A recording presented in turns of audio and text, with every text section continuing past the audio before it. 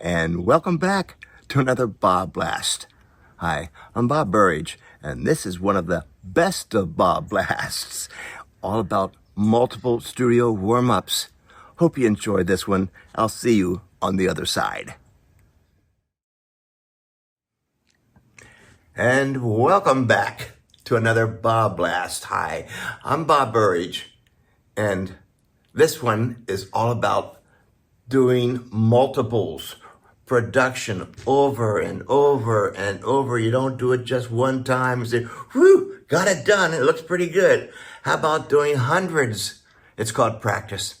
You don't do a painting because you know what you're doing. You do it because you're want to find out what's going on in here. All right. So over and over. And the way I do this is, well, you saw one with coffee cups. Multiple coffee cups, all right? And that was a great BobBlast. This one is all about fruits and vegetables. Today, it's all about pears. I've been doing them for years, and I'm still doing them. Practice over and over and over. So basically, what is a fruit and vegetable? It's a circle. It's a triangle. Okay? That's all it is. Well, this is my teaching one right here. It's a circle with light coming on one side. There's your circle, there's your triangle, light still coming across here. Now we're starting to put in the dark side. We have the light side, the middle tone, and then the dark side. And we know that's the light because that's the way the shadow's going. That's basically what we're about to do. And these are my early morning warm-ups. Sometimes I have a warm background, sometimes I have a dark background, just to find out. Sometimes I have a neutral background. It doesn't always have to be color everywhere. Dark lights, dark against light, over and over and over. You'd think I'd be tired of this. I've been doing this for almost 30 years. I still love painting fruits and vegetables. Where does this all go? Well, eventually, holy cow, it gets to be a full sheet. That's when it gets to be way too much fun. So let me show you how I get started doing multiples. It's a great way to warm up early in the morning. Let's get started.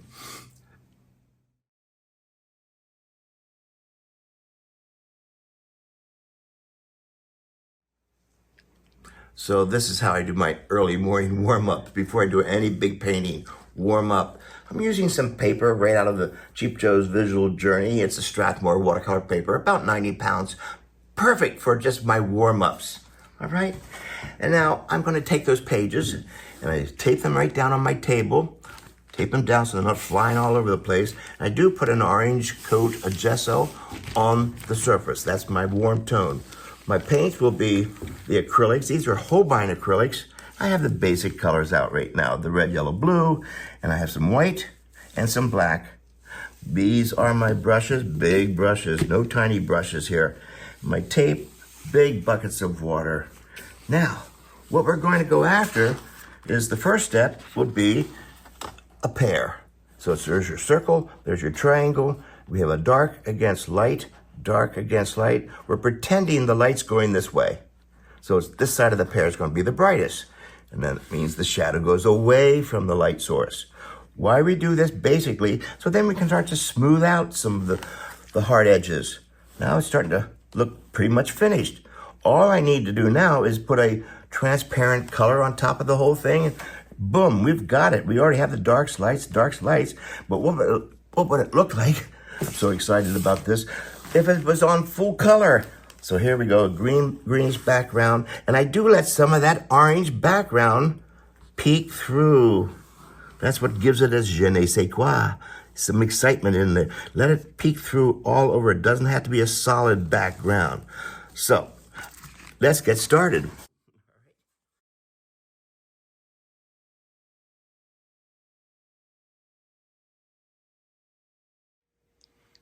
So what we're really doing is seeing how many different ways we can do the same thing. Think of Beethoven's Fifth Symphony. Two notes. Dun, dun, dun, dun. And the rest of the 40 minutes is how many different ways can I go dun, dun, dun, dun. Think about that. How many different ways can you use just two colors or three colors or the primaries? You can spend a whole year doing nothing but primaries and everything else. So this is where you stretch your imagination, and it's called practicing. practicing. I love doing things over and over and over and over again. And maybe people like to buy them too. Pairs, simple things. Then they go really big. So you've already been through all this. Now let's go big. Now I want to get started and show you how I do my practice pieces. And paper's already been taped down.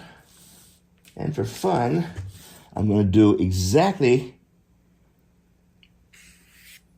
I told you I was going to do. There's your circle. Boom, ba boom, ba boom. Pretty simple, right? And the triangle on the top. Triangle on the top. Don't worry about your drawing skills. They'll get better. The more you do this, the better you'll be. You will. Let's put it on a table, so I'm going to put a table edge on the back. They're not going to be perfect. They're not going to be identical. You know they're from the same family. They're not twins, but they're siblings. All right. Now I'm going to, just with this hot pink, this is what I'm drawing with. I want to see how, give it some personality. Yeah. Doesn't always have to be this perfect triangle. All right. That's a good beginning. Now let's get the darks and lights. I think I'll start off with bluish. I'm going to use some ultramarine blue. Why not? So let's pretend the light is coming across this way. That means this side is going to be dark. Really loose. Notice how I'm using a big brush. Don't stay in one place too long. You don't want to tickle it to death, remember? There we go. So light's coming across here. There's, well, I have my dark in my brush. I may as well put the shadow in here while I'm in the area. One right after another. Whew, wow. Paint everywhere. Don't have your paintbrush slow down. All right, now let's put the lightest light. We'll put some white. Get in. Oh, it's mixing all over the place, right? That's where painting has to be really way too much fun. Because I'm painting very wet. Get in, get out. I'm going to soften the edges here a little bit. Soften the edges a little bit. Now let's get the background going. Just for this particular demonstration, I'm going to use black. This is a pair sitting on a table in a very dark room. So we'll go back over here. And while it's still wet, I like to go back in and redraw it. Get all those bleeding edges. It's great. The whole idea here again is to go fast and stay loose. And everyone's going to be slightly different. I'm always curious to see how many different ways I can do it. Now there's your dark side. Here's your dark side. I'm going to make it even darker. Wow. And over here. And now let's get the light side. And of course, the light side would be, for now, white. This is my titanium white.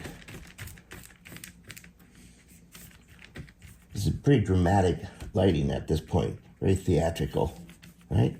Blend it a little bit. Don't have a hard edge back here. If it's a hard edge, the eyeball is going to go there. You want to soften the back edge. Hard edges come forward. They become the focal point. Soft edges disappear, go away. So I'm making that softer because this will become a harder edge. Let's go on this side. Again, this fast too. Don't slow down. Don't slow down. There we go. Whew. Blending it a little bit so there's no hard edge. Now let's go back in and play with the table. I'm going to go yellow table. Really strong.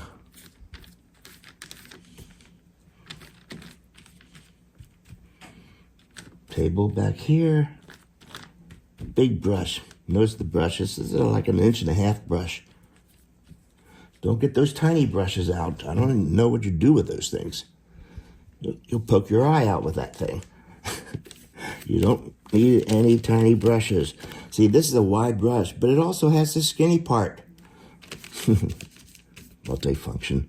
Softening the back edge where the table edge blends in with the background. I'm going to soften that. I'm doing it with my finger for now. Soften it. There we go. Don't stay in one area too long. There we go. I'm going to get my shadow, really anchor it now. Remember the pear or the fruit or the vegetable, whatever it is that you're painting, sits on top of its shadow. Not coming in from behind. There we go. Really loose at this point. Now, I usually let this sit for about 5 minutes just to settle down and for me to settle down. And now I'm going to come back. This is like the second phase. I'm going to start putting some color. I'm mixing up some of my opera. That's the Holbein Hot Pink Opera. And here we go. Whoa. Get in, get out. Don't stay there too long. Short, choppy strokes.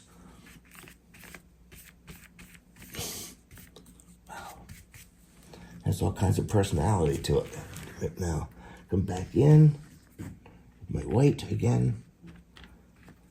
I'm just going to let it sit right about in here. Now I'm going to put a stem in here eventually. That's just to remind me to put it in there. Pretty wet right now.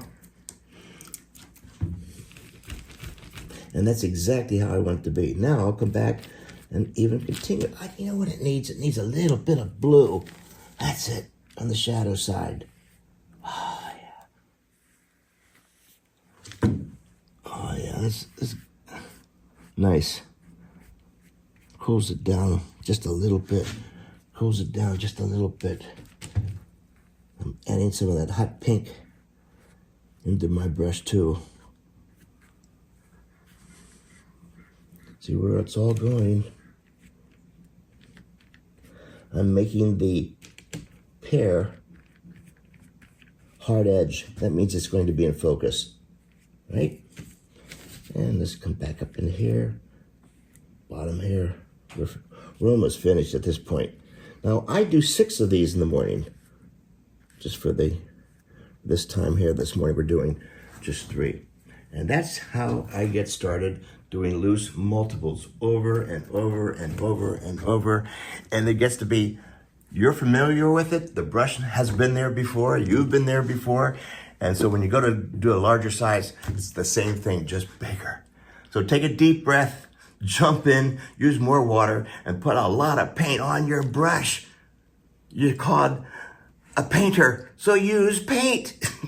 Hey, thanks again for watching. I can't wait to see you on the next BobBlast. Take care.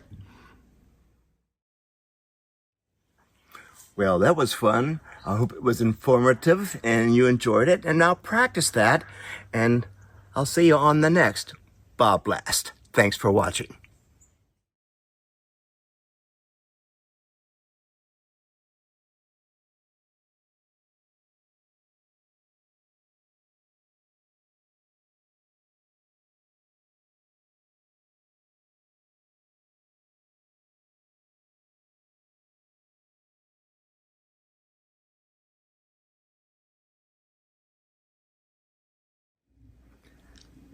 Hi there, I'm Bob Burridge, and I'm so excited about going back to Tucson, Arizona, to the Madeline Island workshop.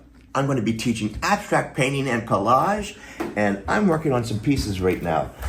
Abstract painting, collages, these are gold, black, and some of the tissue papers I love to be making and gluing down and creating something every day. Can you imagine 5 days of painting on a dude ranch?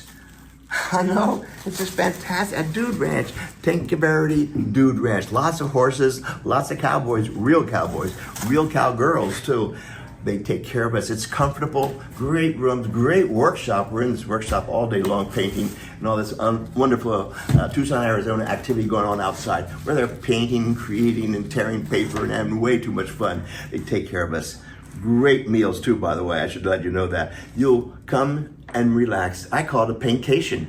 Wherever I go to paint on a nice place like this in Tucson, Arizona, I call it a paintcation. So sign up today, right away. Sign up today and go to my website for Tucson, Arizona. I'll see you there. Get your brushes ready.